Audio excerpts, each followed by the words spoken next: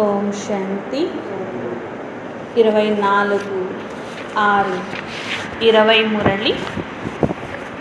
ఇది మమ్మ యొక్క మురళి అన్నమాట.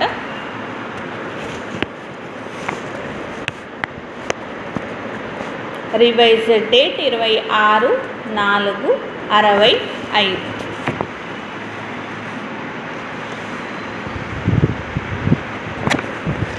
आप आत्माएं जब स्वच्छ बनो तब यह संसार सुखदायी बने। दुखों का कारण 5 विकारों के वशीभूत होकर किए गए कर्म.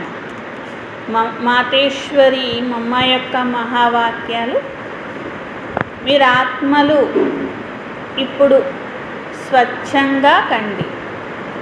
ఆత్మలు ఇప్పుడు స్వచ్ఛంగా కండి. అప్పుడు ఈ ప్రపంచం సుఖదాయిగా అవుతుంది. అప్పుడు ఈ ప్రపంచం సుఖదాయిగా అవుతుంది.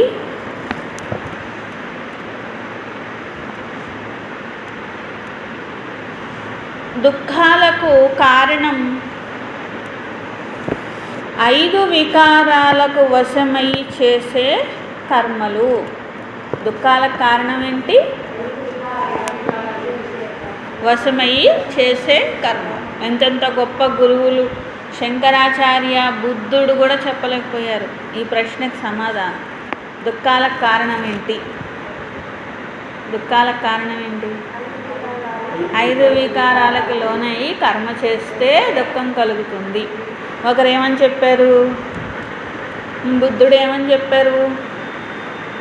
అన్నిటికీ కారణం కోరికలు, కోరికలు లేకపోతే దుఃఖాలు ఉండవు అని చెప్పారు.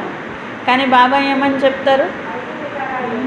5 వికారాలు లేకపోతే దుఃఖాలు ఉండవు. దానికి వశమై కర్మ చేస్తే దుఃఖం వస్తుంది, కానీ లేకపోతే దుఃఖం అనేది రాదు. దుఃఖాలకు కారణం ఏంటి? 5 వికారాలకు వశమయ్యి చేసే కర్మలే దుఃఖాలకు కారణము. ఇంకొక కారణం అంటూ ఏమీ లేదు. శంకరాచార్యుడేమో మన ఈ మనిషి దుఃఖానికి కారణం అజ్ఞానము అని చెప్పారు. ఇందుకే ఎవరు ఏమీ సరైన సమాధానం అనేది భగవంతుడు అంటే ఎవరు అనేది చెప్పలేకపోయారు. అలాగే కర్మల యొక్క జ్ఞానం గురించినటువంటి సరైన జ్ఞానం కూడా లేదు. ఒక్క ముక్కలో ఒక్క క్షణంలో చెప్పేశారు. చూసారు, మమ్మ బాబా చెప్పిందే మమ్మ చెప్తారు. కానీ దుఃఖాలకు కారణం ఒక్కటే, 5 వికారాలకు వశమయ్యి కర్మ చేస్తే దుఃఖం. 5 వికారాలని జయించి ఆత్మ సంబంధంలో ఉండి కర్మ చేస్తే సుఖీగా ఉంటారు అని. బాట జానినా నజర్ పెహచాని జిగర్. కళ్ళు గుర్తుపట్టలేకపోయినా మనస్సు గుర్తుపడుతుంది అని చెప్పి, అంటే హృదయం గుర్తిస్తుంది అని. కొన్ని విషయాలు అంటే భగవంతుడు వచ్చారు అనేటువంటి విషయము, అలాగే భగవంతుడి ప్రేమ అనేటువంటిది, భగవంతుడు చెప్పే జ్ఞానం యొక్క ధారణ అనేది అవి కళ్ళకు కనిపించకపోవచ్చు, కానీ మనసుతో అనుభూతి చేసుకుంటాం, అర్థం చేసుకుంటాం అన్నమాట. కాబట్టి కళ్ళు గుర్తుపట్టలేకపోవచ్చు, అంటే కళ్ళకు కనిపించకపోవచ్చు. అన్ని విషయాలు కళ్ళకు కనిపించాలనే లేదు కదా. కాబట్టి కళ్ళకి కనిపించకపోవచ్చు, కానీ మనసు అనేది మాత్రం గుర్తుపడుతుంది. తన తండ్రిని గుర్తుపడుతుంది, అన్ని విషయాలు కూడా గుర్తుపట్టగలుగుతుంది. పరమాత్మని ప్రేమని కూడా గుర్తుపడుతుంది. अपने बेहद बाप की महिमा सुनी कामन मनुष्य की ऐसी कोई महिमा नहीं हो सकती है. ఇది బేహద్ తండ్రి మహిమ అని మమ్మ అంటున్నారు. మామూలు మనుషులకు ఇలాంటి మహిమ ఎప్పుడు చెయ్యరు.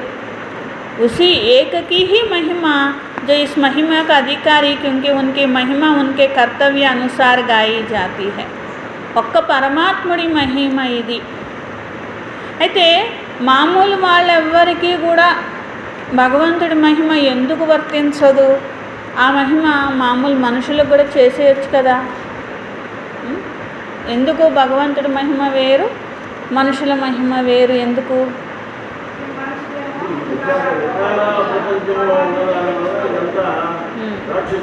భగవంతుడి మహిమలు చెప్పండి, ఒక 4-5 టక్టగా చెప్పాలి. ఒక మహిమలు చెప్పండి. అంటే భగవంతుడిని ఏమైనా మహిమ చేస్తాం మనం? సద్గతిని ఇస్తారు, శక్తినిస్తారు, శాంతినిస్తారు, ఇంకా సుఖాన్ని ఇస్తారు, జ్ఞానాన్ని ఇస్తారు, శక్తిని ఇస్తారు. ఈ మహిమలు ఎవరైనా మనుషులకు చేయొచ్చా అంటే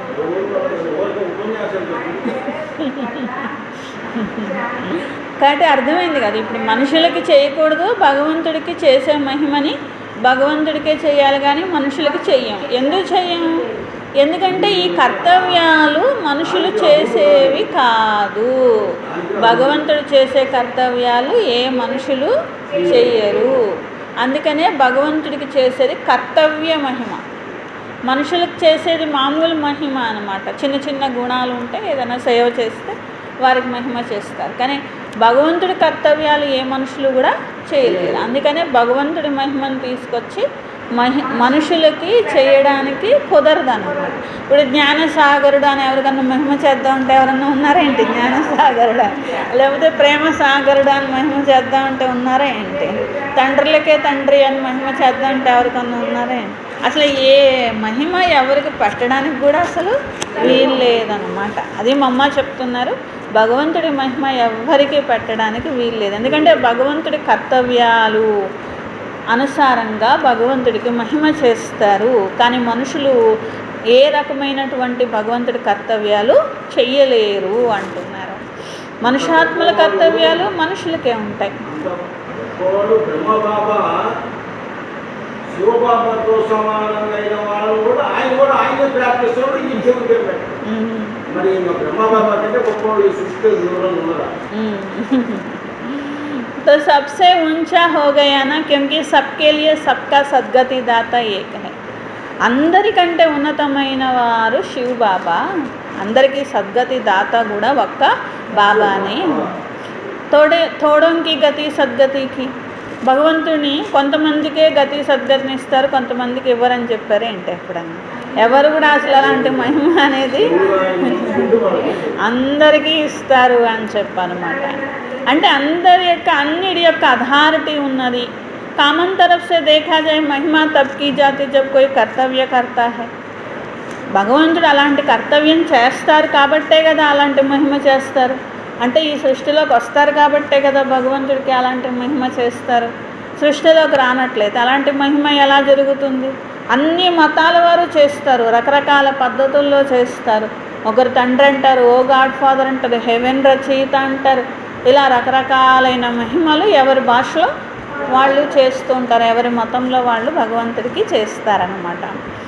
कुछ ना कुछ थोड़ा ऐसा बहुत ऐसा काम किया तो उनकी देखो महिमा है, तो बाकी भी जो महिमा वह ऊंचे से ऊंचा है, तो ज़रूर उनसे यहाँ आकर के कर्तव्य किए होंगे. मनुष्य सृष्टि को ऊंचा बनाया, ప్రకృతి సహిత సబ్కో పరివర్తన మేలాయ. భగవంతుడు వచ్చి మొత్తం మనుష్య సృష్టినే ఉన్నతంగా చేస్తున్నారు, ప్రకృతితో సహా. అసలు ప్రకృతిని ఎవరైనా మార్చగలరా ఏంటి? ఎవరి వల్ల కూడా కాదు. ప్రకృతి అనుసారంగా బతకడం నేర్చుకున్నారు, ప్రకృతిని ఉపయోగించుకోవడం నేర్చుకున్నారు, కానీ ప్రకృతిని ఎవరు కూడా మార్చలేరు అన్నమాట. అంటే శ్రేష్టంగా మార్చలేరు. చెడగొట్టమంటే చెడగొట్టగలరు, చెడగొట్టమంటే చెడగొట్టగలరు, కానీ శ్రేష్టంగా ఆత్మల్ని పరివర్తన చేయాలి అన్నా ఎవరి వల్ల కాదు, ప్రకృతిని పరివర్తన చేయాలి అన్నా కూడా ఎవరి వల్ల కానీ ఇటువంటి విషయం అన్నమాట. लेकिन किस युक्ति से लाया है वह बैठ कर के समझाते हैं. కానీ ఎలా చేస్తారు భగవంతుడు? మనం అనుకున్నట్టు చేయాలని రూల్ లేదు కదా. మనమైతే ఏమనేసుకుంటాం, భగవంతుడు వచ్చి ఇట్లా అంత చేయి తిప్పేసి మహిమలు చేసేసి అందరికి కావాల్సినవి అన్ని కోరికలు తీర్చేసి అవి చేసేసి ఇవి చేసేసి తన వైపు లాగేసుకుంటే బాగుండి తొందరగా అయిపోతుంది. అప్పుడు మన శ్రేష్ట కర్మ ఎక్కడ తయారవుతుంది? మన పరివర్తన ఎక్కడవుతుంది? మనం ఎప్పుడు దేవతలు అవుతాము? కాబట్టి భగవంతుడు అలా చేయరు. భగవంతుడు చేసే పద్ధతిలో భగవంతుడు చేస్తారు. ఎందుకంటే అది అల్పకాలికమైన మహిమ కాదు, అల్పకాలికమైన ప్రాప్తి కాదు భగవంతుడు ఇచ్చేది, సదాకాలికమైనటువంటి ప్రాప్తి అన్నమాట. ఏదైనా ఇంద్రజాలం చేసేసి ఒక 5 నిమిషాల కోసం ఆ వస్తువుని ఈ వస్తువుగా, ఈ వస్తువుని ఆ వస్తువుగా మార్చేస్తే భగవంతుడు అయిపోతారేంటి? అంత శక్తి ఉంటే సృష్టిని మార్చి చూపించాలి కదా. కానీ ఎవరైనా మారుస్తారా ఏంటి? అది ఒక్క భగవంతుడే చేయగలుగుతారన్నమాట. కాబట్టి ఎలా మారుస్తారు?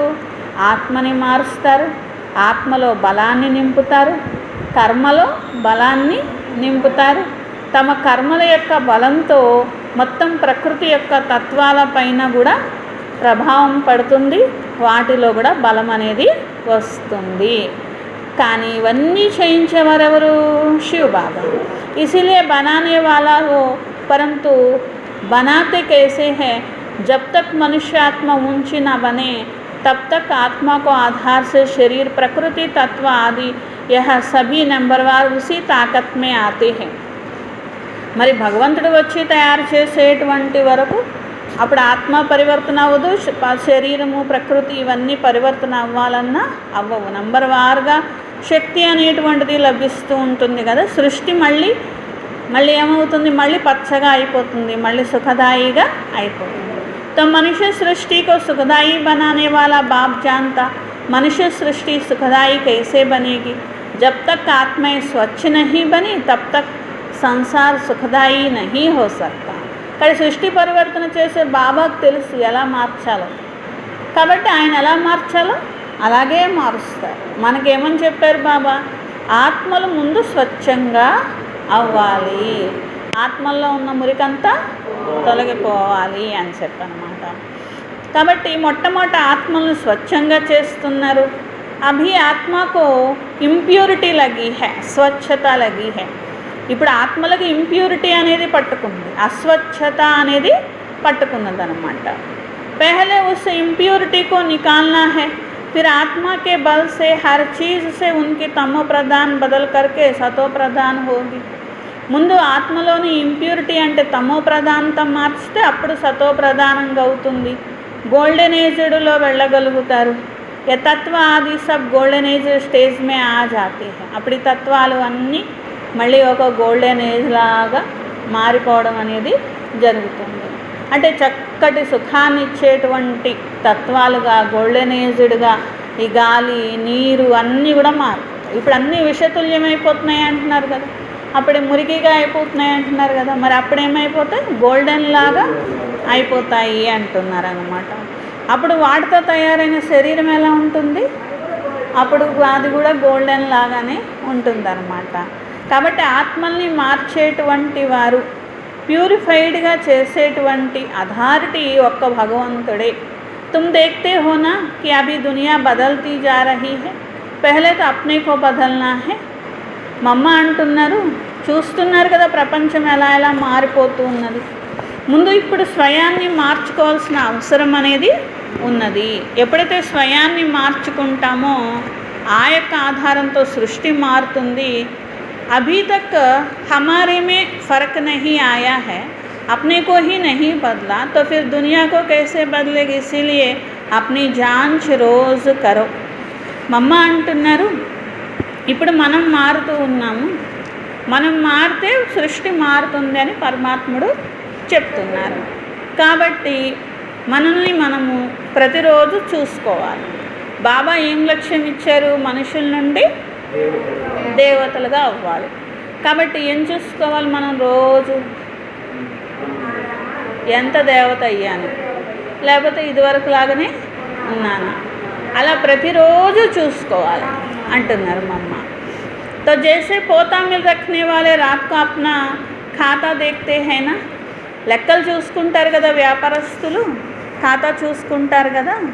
ఈరోజు ఏమన్నా సంపాదన జరిగిందా, ఈరోజు ఏమన్నా కొంచెం జమ అనేది ఉన్నదా లేదా అని చూసుకుంటూ ఉంటారనమాట. అసలు ఏమీ జమ లేదనుకోండి, అప్పుడు కూడా బాధపడతారనమాట. అయ్యో ఏమీ లేదేంటి ఇవాళ, ఆ పెట్టుబడి అంతా వేస్ట్ అయిపోతుంది అనుకుంటారు కదా.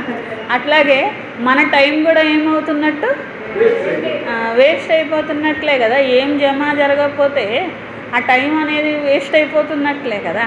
కాబట్టి మమ్మ అంటున్నారు, ప్రతిరోజు చూసుకోవాలి, రాత్రి తమ ఖాతాని చూసుకోవాలి, ఎంత జమ అనేది అయ్యింది. सब अपना हिसाब रखते हैं, तो यह भी अपना पोता मिल रखना, सारे दिन में हमारा कितना फ़ायदा रहा, రోజు మొత్తంలో ఎంత లాభం ఉంది, ఎంత నష్టం ఉంది, ఒకవేళ నష్టం ఉంటే ఎక్కువ ఉందా తక్కువ ఉందా, ఇంకొక రోజు జాగ్రత్తగా ఉంటున్నారా, ఇంత అటెన్షన్ అనేది మనలో ఉండాలి. ఎందుకంటే భగవంతుడి కార్యమే మనల్ని పరివర్తన చేయడము, దానికోసమే వచ్చారు, మారడమే మన యొక్క లక్ష్యం కూడా. అటు ప్రతిరోజు చూసుకుంటూ ఉండాలి అంటున్నారు. తమ పొజిషన్ అప్ని జో పొజిషన్ హే ఉస్కో పకడ్తే చలో.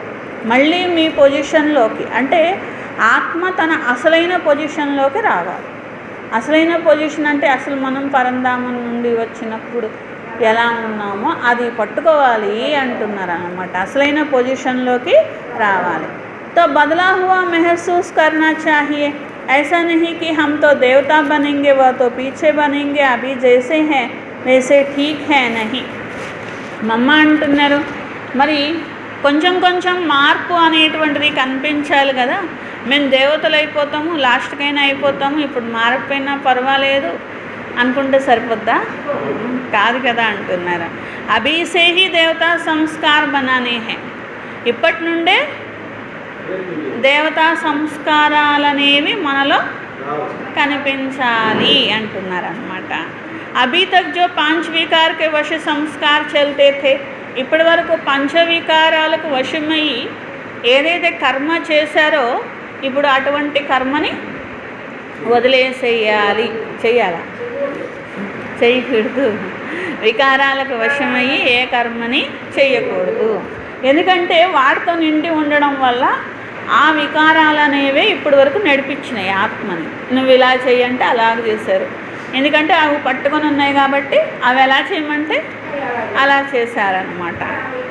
तो विकारों से हम छूटते जा रहे, हमारे में क्रोध आदि था वह निकलता जा रहा है. ఇప్పుడు ప్రతి వికారము మనం వదిలేస్తున్నాం. క్రోధం ఉంటే అది వదిలేస్తున్నాం, లోభం ఉంటే అది వదిలేస్తున్నాం. ఇలా ప్రతిదీ మన నుండి వదిలేసి వెళ్ళిపోతున్నాయి వికారాలు అనేటువంటివి కదా. సబ్ వికారీ సంస్కార్ బదల్తే, ఆ వికారాల మూలంగా ఏర్పడిన అలవాట్లు కూడా పోతున్నాయి, మారుతున్నాయి. అగర్ బదల్తే జా రహే छूटते जा रहे तो मानो हम बदलते जा रहे. వికారాల మూలంగా ఏర్పడిన అలవాట్లు మారిపోతూ పోతూ ఉంటే అవి అప్పుడు మనం మారుతున్నట్లు. అవి పోకపోతే మారినట్లే కదా. మనుషులుగా ఉన్న వాళ్ళం మనుషులుగా ఉన్నట్లే కదా, కాబట్టి మారినట్లే కదా అంటున్నారు అన్నమాట. అగర్ నహీ छूटते तो समझो बदले ही नहीं तो बदलने का फर्क महसूस होना चाहिए. లోపల మీకు మీరే దేవతలు అవుతున్నారు, మారుతున్నారు అనే అనుభూతి జరగాలి.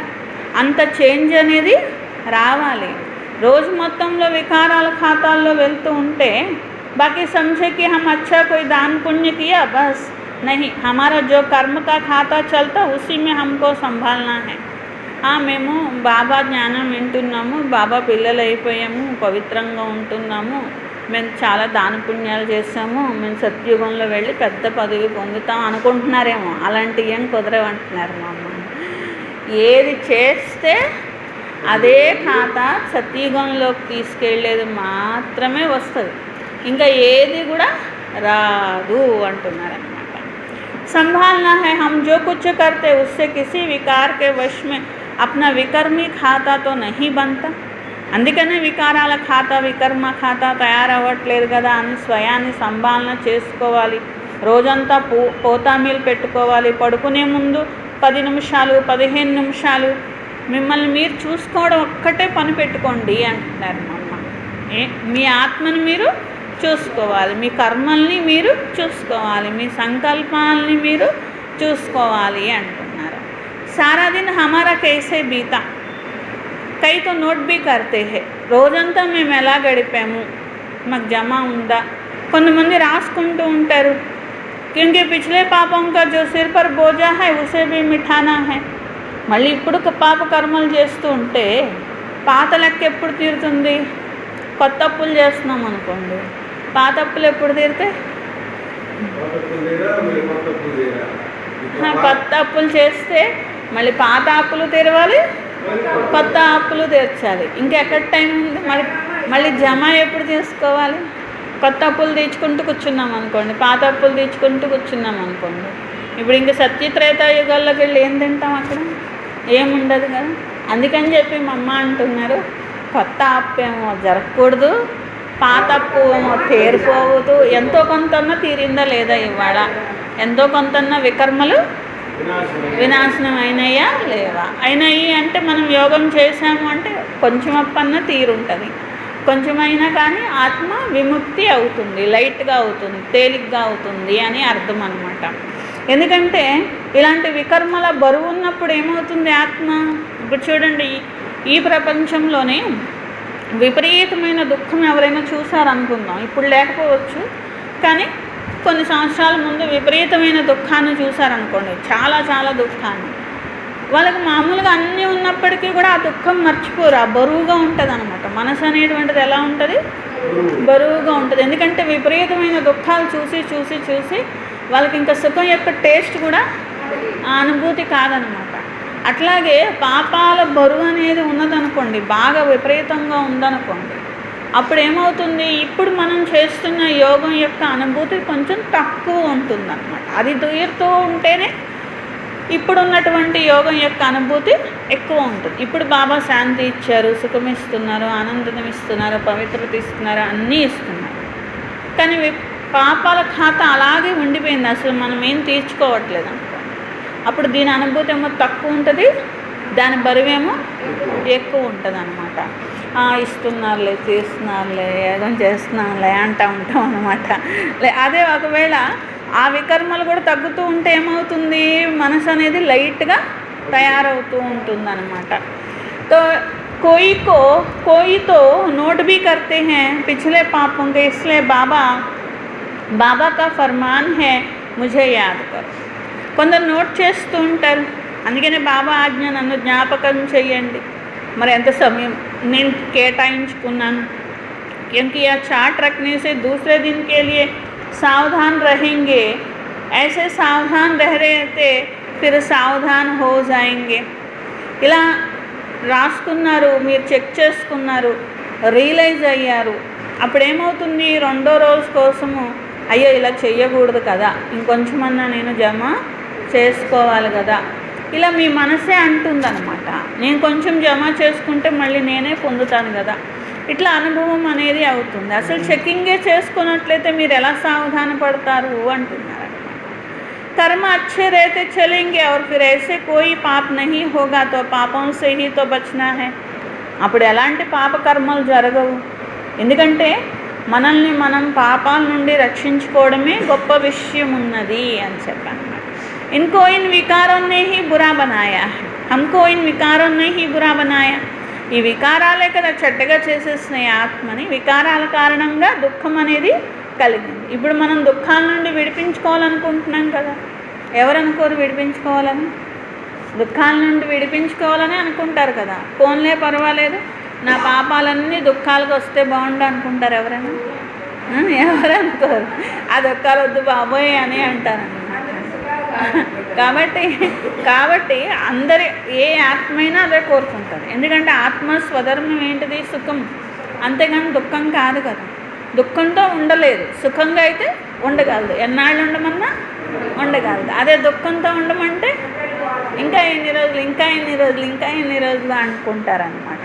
కాబట్టి మమ్మ అంటున్నారన్నమాట, దుఃఖాల నుండి విడిపించుకోవడమే ముఖ్యమైన వస్తువు. భక్తి మార్గంలో కూడా పరమాత్ముడిని పిలిచారు, జ్ఞాపకం చేశారు. జో కుచ్ యత్న కర్తే హే వహ్ కిస్లియే కర్తే హే. ఏ రకమైన పురుషార్థం భక్తిలో చేసినా, దాన పుణ్యాలు చేసినా, అవన్నీ కూడా దేనికి చేశారు? భక్తి చేశారు, అపారమైన భక్తి చేశారు. సుఖీగా ఉండడం కోసం, శాంతిగా ఉండడం కోసమే కదా చేశారు. उनकी यह प्रैक्टिकल प्रैक्टिस अभी कराई जाती है. प्रैक्टिकल करने के कॉलेज है, इनकी प्रैक्टिस करने के हम स्वच्छ अथवा पवित्र बनते जाएंगे. అలాంటి ప్రాక్టికల్ యొక్క ప్రాక్టీస్ జరుగుతుంది ఇప్పుడు. దీంతో స్వచ్ఛంగా అవుతారు అని చెప్పి.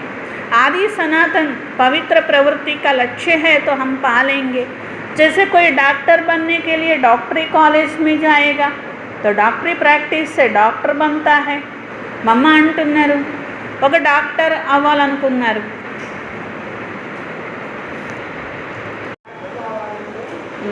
ఒక డాక్టర్ అవ్వాలనుకోండి, ఎంత ప్రాక్టీస్ చేయాలి, ఎంత చదవాలి, మళ్ళీ చదివేసిన తర్వాత మళ్ళీ పరీక్షలన్నీ రాయాలి, మళ్ళీ ప్రాక్టీస్ చేయాలి, ఎంత ఉంటుంది ఒక డాక్టర్ అవ్వడానికి అని అంటున్నారు అన్నమాట. అదేవిధంగా మరి దేవతలుగా తయారు కావాలంటే మరి అంత ప్రాక్టీస్ కావాలి కదా అంటున్నారు మమ్మ. ఏ విధంగా డాక్టర్ అయ్యే వాళ్ళు సరిగా ప్రాక్టీస్ చేయకపోతే ఏమవుతుంది? ఏదైనా ఆపరేషన్ చేస్తే ఏమవుతుంది? వాళ్ళ ప్రాణానికి ముప్పు వస్తుంది అనమాట. అట్లాగే మనం సరిగ్గా దేవతలు అవ్వకుండా బాబా సత్యుగంలో తీసుకెళ్ళి కూర్చోబెడితే మనమేం పాడు చేసేస్తాము? సత్యుగాన్ని పాడు చేస్తాం. సింహాసనం మీద కూర్చోబెడితే పాలన చేయగలుగుతారా? చేయలేరు కదా. అదేవిధంగా అసలు ఆ శరీరాన్ని నడిపించగలుగుతారా? అది కూడా అలాంటి శక్తి కూడా ఉండదన్నమాట. నిర్వికారిగా ఉన్నటువంటి వారికి అర్హత, సత్యుగంలో వెళ్ళే అర్హత, దాని ప్రాక్టీసే మనం ఇక్కడ చేస్తున్నాం. సంపూర్ణ నిర్వికారి దేవతలుగా, సర్వగుణాల సంపన్నమైన దేవతలుగా అలాంటి ప్రాక్టికల్స్ అనేవి మనం ఇక్కడ చేస్తున్నాము. ఆ సంస్కారాలు ధారణ చేస్తున్నాము. 16 कलश संपूर्ण निर्विकारी ऐसे कैसे बनेंगे? ऐसे नहीं, हम तो बने बनाए हैं, नहीं बनना है क्योंकि हम ही बिगड़े हैं, हमको ही बनना है. మమ్మ అంటున్నారు అదే అయిపోతాము అంటే సత్యుగం దగ్గరకు వస్తే అయిపోతారా ఏంటి అంటున్నారు మమ్మ. సత్యుగం దగ్గరకు వస్తూ ఉంటే ఏమవుతుంది? ఆ యొక్క ఏదైతే ఇంకా వికర్మలు మిగిలిపోయాయో అవి అనుభవించడం అనేది అవుతుంది పరంధామం వెళ్ళే లోపల. అంతేగాని దైవీ గుణాలు అనేవి ఎవరు ఎంత ధారణ చేస్తే అంత ఫిక్స్ అయిపోతాయి అంతవరకు. అలాగే కర్మలు ఎంత చేస్తారో అంత ఫిక్స్ అయిపోతాయి, అవి తీసుకొని వెళ్ళిపోతారు. అంతేగాని సత్యుగం దగ్గరకు వచ్చినంత మాత్రాన సడన్గా దైవీ గుణాలు వచ్చేసేసి లేకపోతే మన శ్రేష్ఠ కర్మల ఖాతా అంతా జమ అయిపోవడం అనేది మాత్రం జరగదు అంటున్నారన్నమాట. तो ऐसे में ही देवताओं की कोई दूसरी दुनिया है, हम मनुष्य ही देवता बनते. దేవతలు వేరే ప్రపంచంలో ఉండరు, మనమే అవ్వాలి, నేనే దేవతని అవ్వాలి.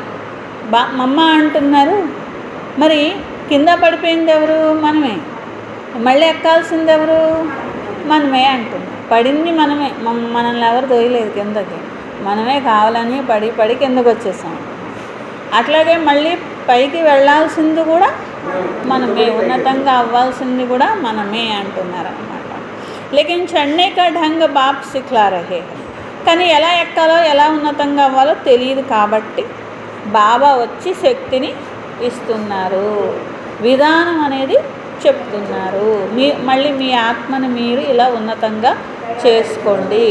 ఈ దేహాభిమానం అనేది తొలగించుకుంటే మీరు ఫస్ట్ ఆత్మాభిమానిగా అయితే అప్పుడు ఆత్మగుణాలన్నీ మీకు అలవడతాయి. అప్పుడు మీరు శ్రేష్ఠ కర్మలు చేయొచ్చు, ఆ కర్మలన్నీ ఫిక్స్ అయిపోతాయి, అవన్నీ మీరు తీసుకెళ్ళచ్చు. ఇవన్నీ బాబా మనకి నేర్పిస్తున్నారన్నమాట. अभी उनके साथ हमें अपना रिलेशन जोड़ना, अभी बाप ने आकर के रोशनी दी है. బాబాతో సంబంధం కూడా మర్చిపోయాం. ఏకంగా ఆత్మ తన తండ్రితో ఉన్న సంబంధాన్ని మర్చిపోయింది. మళ్ళీ బాబాతో ఇవన్నీ జోడించుకోవాలి కదా. మరి సంబంధాన్ని జోడించడము, మనసు యొక్క సంబంధాన్ని జోడించడము అంటే అది కూడా ఒక క్షణంలో అయిపోయే పని కాదు కదా. ప్రతిరోజు మనం పరమాత్ముడి మీద ప్రేమను పెంచుకుంటూ ఉంటామన్నమాట. అలాగే పరమాత్ముడి ప్రేమను అర్థం చేసుకోవడానికి కూడా బోల్ టైం మనకి పడుతుందన్నమాట. కాబట్టి ఇప్పుడు బాబా వచ్చి మనకి వెలుగుని ఇచ్చారు. ఆఖిర్ తుమ్ మేరే హో, అభి మేరే హో करके कैसे रहो, जैसे लौकिक में बाप बच्चों का बच्चा बाप का कैसे होकर रहता, ऐसा तन मन धन से मेरे हो करके चलो. బాబా వచ్చి తనవారిగా చేసుకొని మీరు నా వారే పిల్లలు, ఇంకా మీరు ఇప్పుడు నా పిల్లలుగా నడవాలి అని చెప్పి. ఎలా అయితే లౌకిక తల్లిదండ్రులు పిల్లలు ఉంటారో అట్లా బాబాకి మనం ఇక్కడ పిల్లలుగా అయ్యాము. బాబా తనవారిగా చేసుకున్నాం కాబట్టి తనువు మనసు ధనం బాబా వారిగా నడవాలి. ఎలా నడవాలి? యా ఆదర్శ यह है, तो जिसको तन में आता है वह अपना तन मन धन सब अपने हवाले कर उनका होकर के चल रहा है. ఎలా నడవాలి అనే ఉదాహరణ కూడా మనకు ఉన్నారు. ఎవరు? బ్రహ్మబాబా. కాబట్టి బ్రహ్మబాబా ఎలా నడిచారో ఆ విధంగా నడవాలని శివబాబా మనకి నేర్పిస్తున్నారు. బ్రహ్మబాబా ఎలా నడిచారు? తనువు మనసు ధనము అన్ని సంకల్పంతో సహా బాబాకు అప్పచెప్పి బాబా ఏం చేయమంటే అదే చేశారు అని చెప్పి బాబా వారిగా నడిచారు. కాబట్టి ఫాదర్ చేయాలి, దీంట్లో కన్ఫ్యూజ్ అయ్యే విషయం లేదు. అడిగే విషయం కూడా లేదు. చక్కగా స్పష్టంగా మన దారి అనేది ఉన్నది, స్ట్రైట్గా ఉన్నది. బాబా నడిచిన దారిలో కాదులే, ఇలా పక్క దారిలోంచి నడిచేసేసి తొందరగా గమ్యాన్ని చేరేద్దాం అంటే కూడా కుదరదు. పక్కదారిలో ఉన్న వాళ్ళు పక్కకే వెళ్తారు తప్ప గమ్యానికి వెళ్ళరు. ఇది స్ట్రైట్గా ఉన్నటువంటి గమ్యము. ఎలా పురుషార్థం చేయాలి? బ్రహ్మ బాబా ఎలా చేశారో అలా చెయ్యాలి. అంతేగాని చిన్నదారి పక్కదారి ఏమి ఉన్నాయా దీంట్లో? ఏమీ లేవు. కాబట్టి సీధాగా ఉంది, స్పష్టంగా ఉంది. ఒక్కటే బాబా మనకి వినిపిస్తారు. బాబా ఎలా చేశారో అలా చెయ్యండి పిల్లలు. మీకు ఏ డౌట్ వచ్చినా బ్రహ్మ బాబాని చూడండి, బ్రహ్మ బాబాని చూసి చెయ్యండి అంటారనమాట. धारणा करो थोड़ा नहीं, सुनो थोड़ा, धारण करो बहुत. जो सुनते हो उनको प्रैक्टिकल में कैसे लाए. మా అమ్మ అంటున్నారు, మరి పిల్లలు చాలా వినేసి కొంచెం ధారణ చేయడం కాదు, కొంచెం విన్నా చాలా ధారణ చేయాలి అంటే ఏం చేస్తూ ఉంటారంట పిల్లలు? చాలా వింటారు, కొంచెం చేస్తే అది కూడా చేస్తారు, లేకపోతే అయిపోయింది. ఈరోజుకి వినేసామా లేదా, ఈరోజు పురాణం అయిపోయిందని. అట్లా చాలా వింటాం, కొంచెం ధారణ చేయడం కాదు, విన్న కొంచెమైనా చాలా ధారణ అనేది దాన్ని తీసుకొని రావాలి అంటున్నారు.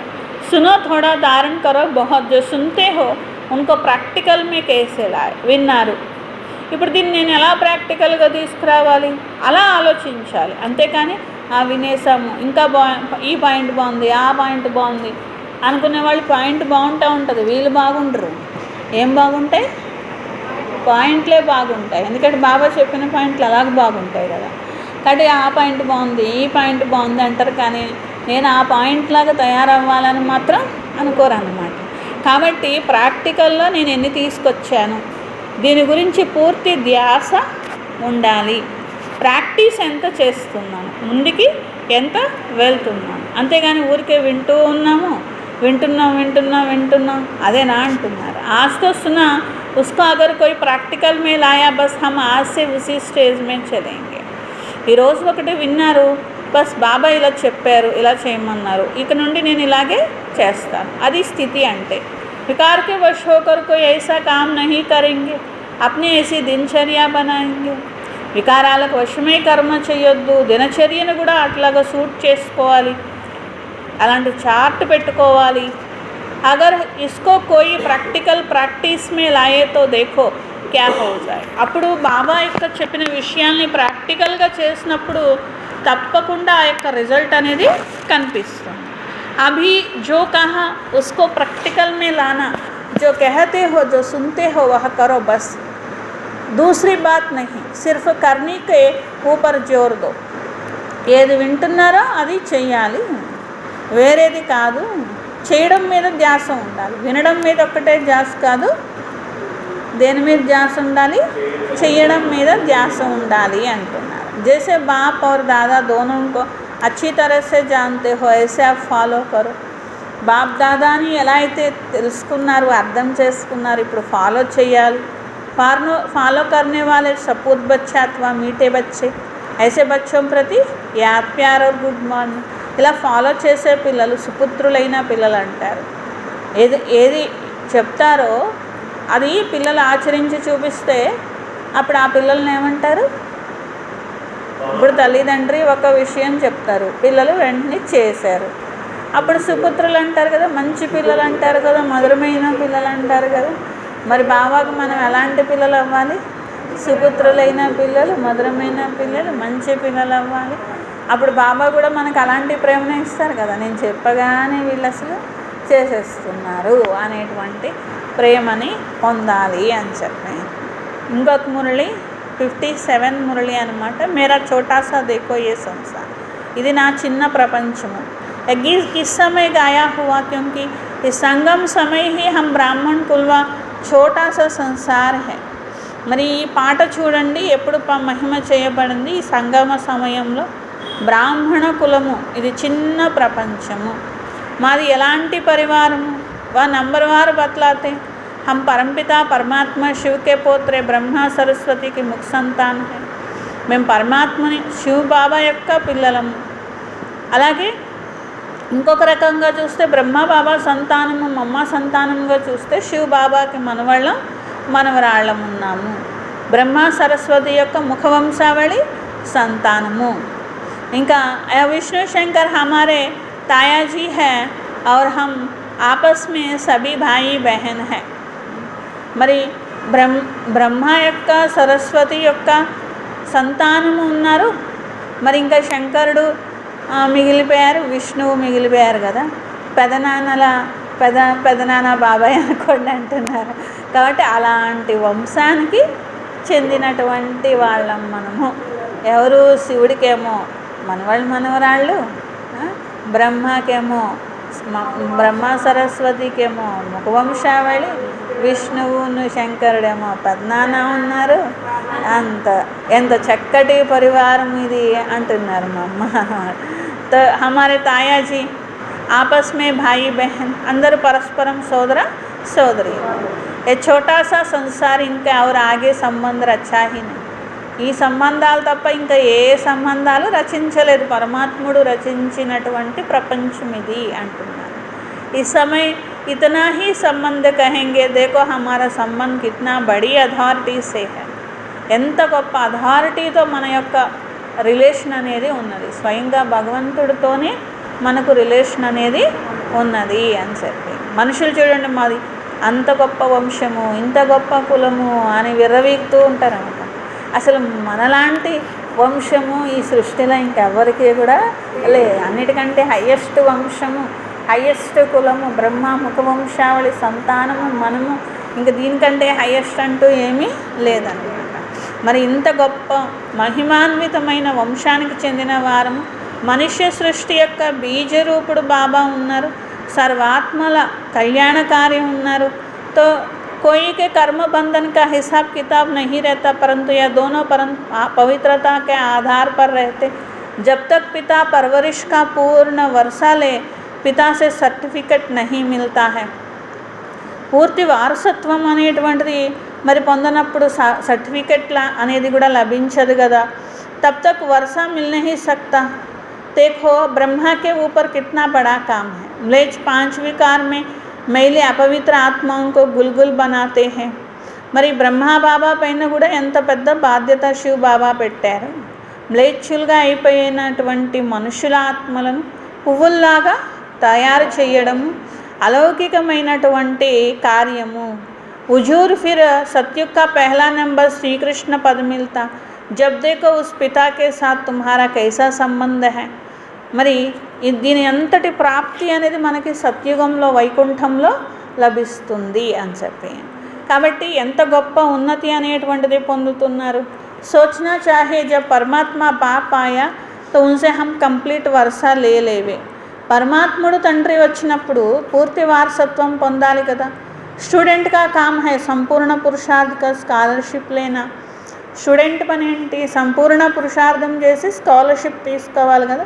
ఫస్ట్ నెంబర్ లాటరీ అనేది విన్ చేయాలి, విజయీ మాల్లో తిప్పబడాలి.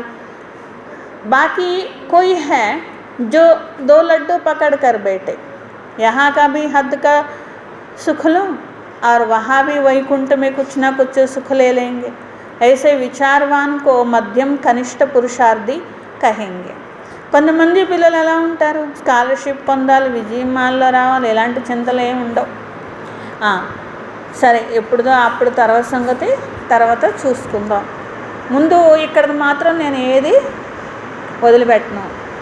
ఇక్కడ లడ్డు కావాలి, అక్కడ లడ్డు కూడా నాకే కావాలి. 2 లడ్డూలు నాకే కావాలంటారంట. మా అమ్మ అంటున్నారు 2 లడ్డూలు మాత్రం ఎప్పుడు దొరకవు అంటున్నారు. 1 లడ్డూనే దొరుకుతుంది అంటున్నారు. ఎందుకంటే ఇక్కడ సుఖాలు కూడా నాకు కావాలి, మళ్ళీ వైకుంఠంలో ఎంత వస్తే అంతేలే, ఇలాంటి ఆలోచన చేస్తూ ఉంటారు. అప్పుడు వాళ్ళని ఏమంటారు? మధ్యమ పురుషార్థి కనిష్ట పురుషార్థీలు అంటారన్నమాట. అంతేగాని సర్వోత్తమ పురుషార్థి అని వాళ్ళని అనరు అంటున్నారు. जब बाप देने में आनाकानी नहीं करता तो लेने वाले क्यों करते हो. భగవంతుడు ఎంత కావాలంటే అంత తీసుకోండి అని చెప్పేశారు. ఇవ్వడానికి ఆయన ఏమీ సంకోచించట్లేదు, ఏ రకమైనటువంటి పైన కింద అవ్వట్లేదు, అంటే ఎక్కువ తక్కువలు చేయట్లేదు. మరి భగవంతుడు ఇవ్వడానికి ఎక్కువ తక్కువలు చేయట్లేదు, కానీ ఎక్కువ తక్కువలు ఎందుకు వస్తున్నాయి? తీసుకునే వాళ్ళల్లో ఉన్నది అని చెప్పారు. తీసుకునే వాళ్ళు ఎక్కువ తక్కువ చేస్తున్నారు కాబట్టి పొందడం కూడా ఎక్కువ తక్కువ పొందుతున్నారు. అందుకని గురునానక్ భగవంతుడి మహిమ చేస్తూ అంటారనమాట, పరమాత్మ దాత, పరమాత్మ సమర్థుడు, ఆయనే సద్గురువు, మగర్ ఆత్మకు లేనికి తాకత్ నహి, కానీ ఆత్మల్లో తీసుకునే శక్తి లేదు అని చెప్పారు. భగవంతుల్లో ఇచ్చే శక్తి ఉంది, కానీ ఆత్మలో తీసుకునే శక్తి లేదు అని చెప్పి. కహావత్ హే దేందా దే లేందా థక్ జావే, ఇచ్చేవారు ఇస్తూనే ఉంటారు, తీసుకునే వాళ్ళు అలసిపోతారు అని సామెత అనమాట. అది ఈ సమయం యొక్క సామెత. తీసుకునే పిల్లలు ఏమంటారు, అప్పుడప్పుడు అలసిపోతూ ఉంటారనమాట. కానీ ఇచ్చే బాబాయ్ ఎప్పుడన్నా, అమ్మో పిల్లలు నేను ఇంకెవలేకపోతున్నాను, ఇంకా చాలే అంటారు ఎప్పుడన్నా? ఎప్పుడు అన్నారు బాబా. కాబట్టి ఇచ్చేవారు ఎప్పుడు అలసిపోరు, ఎక్కడైనా చూడండి ఇచ్చేవాళ్ళు అలసిపోతారు, తీసుకునే వాళ్ళకి ఉత్సాహం ఉంటుంది అన్నమాట. ఎందుకంటే నాకు వస్తుంది అని ఉత్సాహం ఉంటుంది. అందుకని ఎక్కడైనా కానీ ఇచ్చేవాళ్ళే అలసిపోతారు, తీసుకునే వాళ్ళు మాత్రం అలసిపోరు అనమాట. అలసిపోకుండా తీసుకుంటారు, ప్రాణం ఉన్నంత వరకు, శ్వాస ఉన్నంత వరకు తీసుకుంటూ ఉంటారు, కావాలి కావాలి కావాలి అనుకుంటూ ఉంటారు. వాళ్ళకి జీవితాంతం ఉన్నా కానీ అయినా కావాలి అని అనుకుంటారు, ఎందుకంటే తీసుకోవాలి, కావాలి అనే తపన ఉంటుంది అన్నమాట. కానీ ఇక్కడ భగవంతుడు ఇచ్చేటప్పుడు మాత్రం ఏమనుకుంటారు, బాబా అలసిపోరు కానీ పిల్లలు అలసిపోతారు అని చెప్పనమాట. आपके दिल में आता होगा हम क्यों नहीं चाहेंगे, हम भी यह पद पाए, परंतु देखो बाबा कितनी मेहनत करता है, फिर भी माया कितना विघ्न डालती क्यों, अब माया का राज्य समाप्त होने वाला है. పిల్లలు అంటారు మాకు తీసుకోవాలనే ఉంది అంటారంట, కానీ మాయ విఘ్నాలు వేస్తూ ఉంటుంది కదా. బ్రహ్మ బాబా అయినా చూడండి, ఎవరికైనా విఘ్నాలు మాయ తప్పకుండా వేస్తుంది అని చెప్పి. మరి బ్రహ్మబాబాకి ఎన్ని విఘ్నాలు పడినా బ్రహ్మబాబా తీసుకోవడం ఆపారా? ఏమీ ఆపలేదు కదా. ఆ మాయక రాజ్య సమాప్త హోనే వాళ్ళ, మాయ చూస్తే మాయది తప్పులేదు, ఎందుకంటే దాని రాజ్యం పోతుంది, చివరి వరకు పోరాడాలా వద్దా? రాజ్యం పోయేటప్పుడు ఏం చేస్తారు, యుద్ధం జరుగుతుంది, ఇద్దరు రాజులు కొట్టుకుంటున్నారు, నా రాజ్యం నాకు ఇచ్చే అని కొట్టుకుంటున్నారు. ఒక రాజ్యము నా రాజ్యం నాకు ఇచ్చే అంటున్నారు, ఇంకో రాజ్యం నాకు వచ్చింది నేను ఎందుకు పోగొట్టుకుంటాను, నేను పోగొట్టుకోను అంటున్నాడు. అప్పుడు ఏం చేస్తాడు ఆ రాజు? పోయే వరకు పోరాడతాడు, లాస్ట్ వరకు ఏమన్నా ఛాన్స్ ఉంటుందేమో, మరి వాళ్ళ రాజ్యం నాకు ఏమన్నా దక్కుద్దేమో అని చూస్తాడు కదా. అట్లాగే మాయ కూడా ఏం చేస్తుంది, చివరి దాకా మనం సింహాసనం ఎక్కడానికి వెళ్ళేదాకా పోరాడుతూనే ఉంటుంది. అంటే ఈ శరీరం అయిపోయి పురుషార్థం అయిపోయి ఎగ్జామ్స్ అయిపోయే వరకు పోరాడుతూనే ఉంటుంది అన్నమాట. ఇక ఎగ్జామ్స్ అయిపోతేనే పోరాటం మానేస్తుంది తప్ప అప్పటి వరకు పోరాడుతుంది అన్నమాట. దాని రాజ్యం పోతుందని మాయ పోరాటం మాయాపదు. పిల్లలు ఏం చేస్తారంటే మాయ విఘ్నాలు ఇస్తుంది కదా, ఎందుకు వేయదు, దాని రాజ్యం పోతుంటే అదెందుకు విఘ్నాలు అయ్యేది, తప్పకుండా వేస్తుంది. కానీ విజయం ఎవరు పొందాలి? పిల్లలు పొందాలి. ఎవరు ట్రైనింగ్ ఇస్తున్నారు? శివబాబా ట్రైనింగ్ ఇస్తున్నారు అని చెప్పి. तो इसमें सब्र समय हुआ, उनसे सभी संबंधों की रचना मिलती, तभी त्वमेव माताश्च पिता, నీవే తల్లివి నీవే తండ్రివి అంటున్నారు. మరి అన్ని సంబంధాల రసం పరమాత్ముల్లో ఉన్నది. ఆది యహ్ మహిమ ఉస్ పరమాత్మకి గాయి, అన్నిటికంటే ఉన్నతమైన మహిమ పరమాత్ముడికి చేశారు. ఆది యొక్క మహిమ తో బలిహారీ సమయకి హే జైసా సంబంధ హువా, అలాంటి సంబంధాలన్నీ పొందేది మనం, ఇచ్చేది బాబా ఎప్పుడు ఈ సమయంలోనే.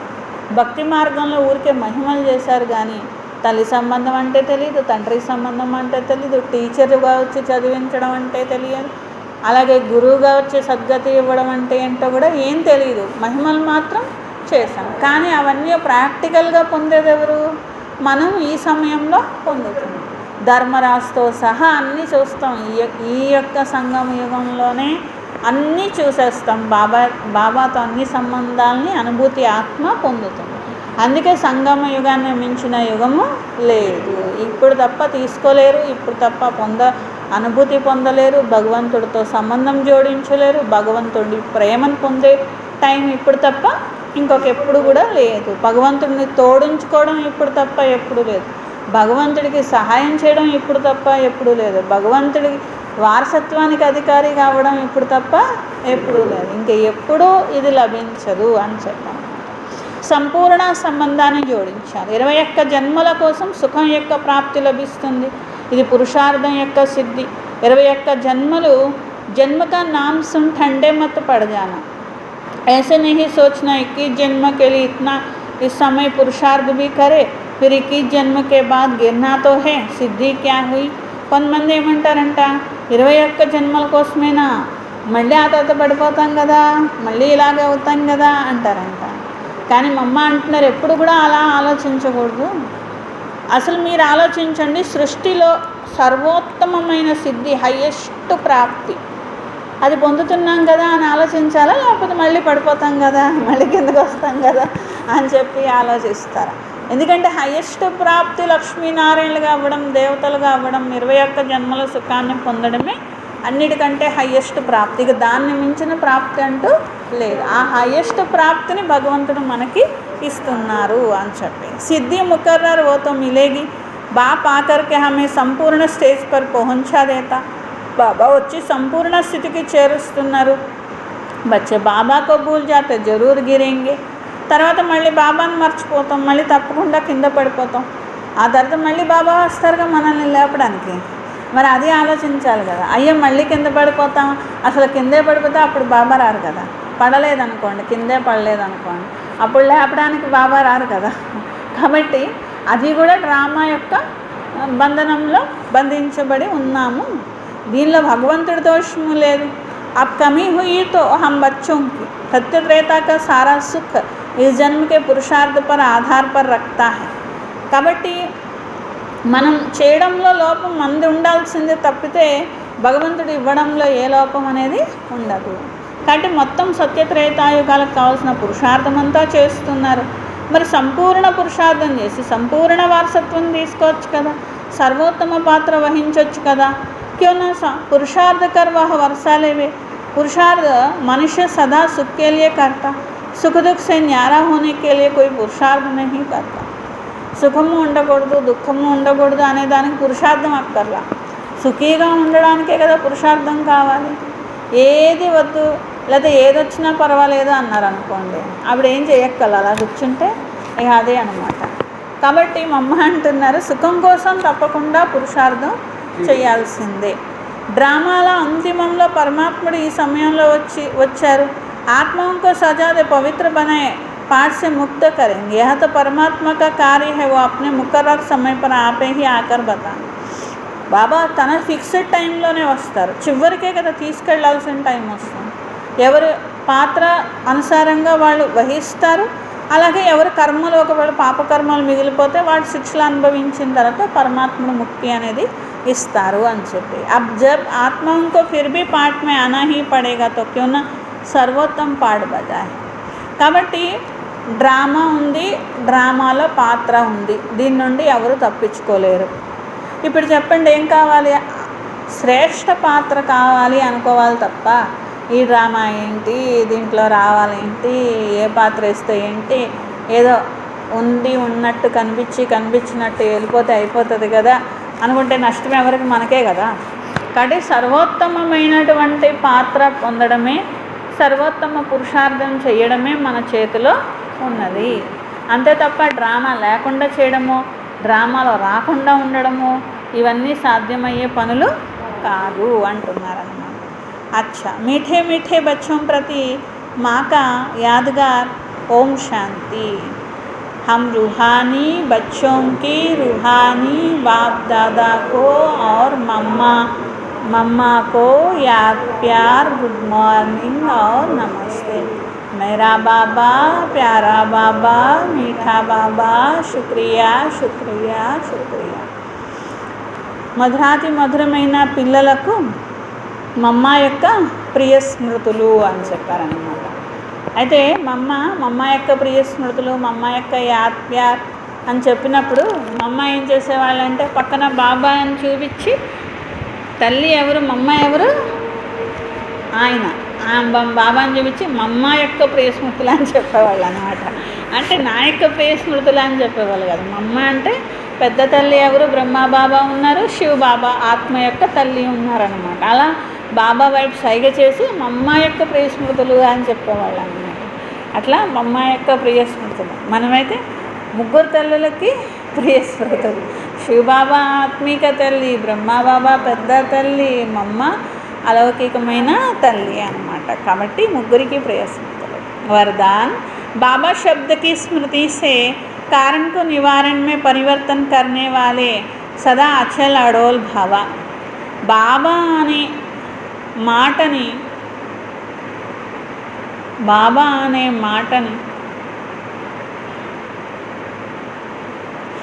స్మృతిలో ఉంచుకొని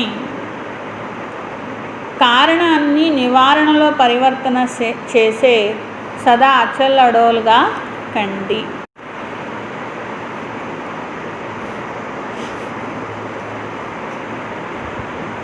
कोई भी परिस्थिति जो बल हलचल वाली हो लेकिन बाबा कहा और अचल बने.